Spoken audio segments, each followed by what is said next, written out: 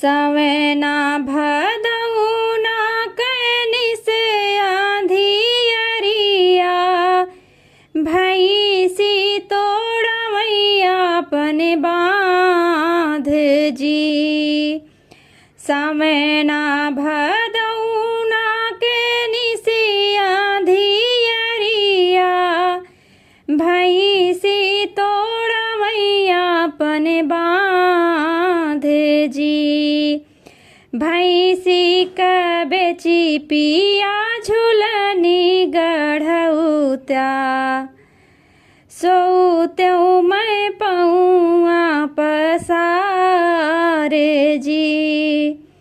भैंसी का बेची पिया झुलनी गढ़ौता सोत्यों मैं पौआ पसारे जी। सवेना भदौना कनि से आंधियरिया भैंसी तोड़वैया अपन बाँध जी। भैंसी का बेची पिया झुलनी गढ़ौता सोत्यों मैं पौआ पसारे जी। बोलिया तो ही बोलियो जे भारी धनिया तोरी बोली हमें ना सोहाए जी। बोलिया तो ही बोलियो जे बारी धनिया तोरी बोली हमें ना सोहाए जी। तुह काजे बेची धाना भैंसी बेसहबाई दुहबाई संझेवा सबेरे जी। तुह काजे बेची धाना भैंसी बेसहबाई दुहबाई संझेवा सबेरे जी। के तोहरे छोड़ी हाई के तोहरे बंधी हाई के हो दुहावन जाए जी।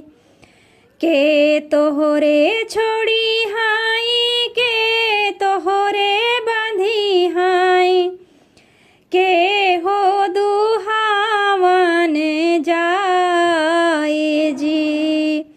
के तोहरे भैंसी के दूधवा जमई हैं के हो दही बेचन जाई जी।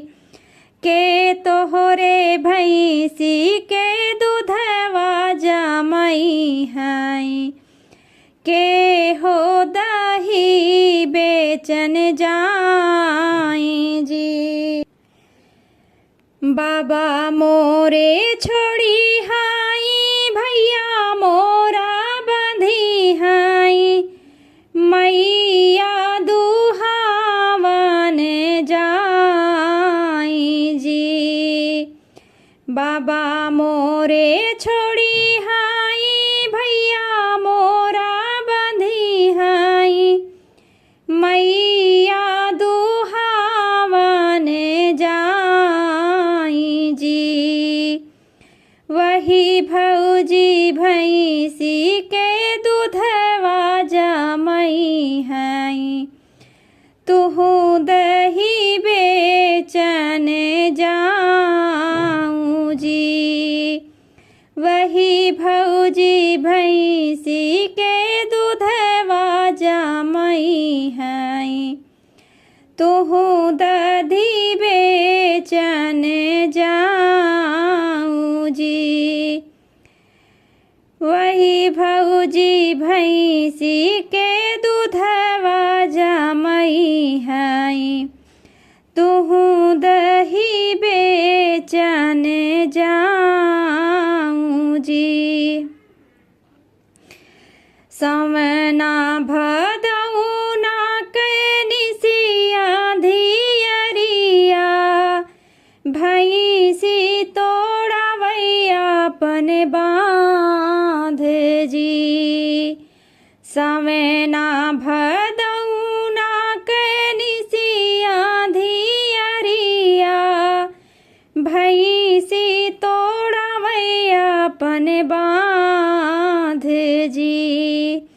भैंसी का बेची पिया झुलनी गढ़ौत्या सो तुम पौआ पसारे जी। भैंसी का बेची पिया झुलनी गढ़ौत्या सो त्यों मैं पौआ पसारे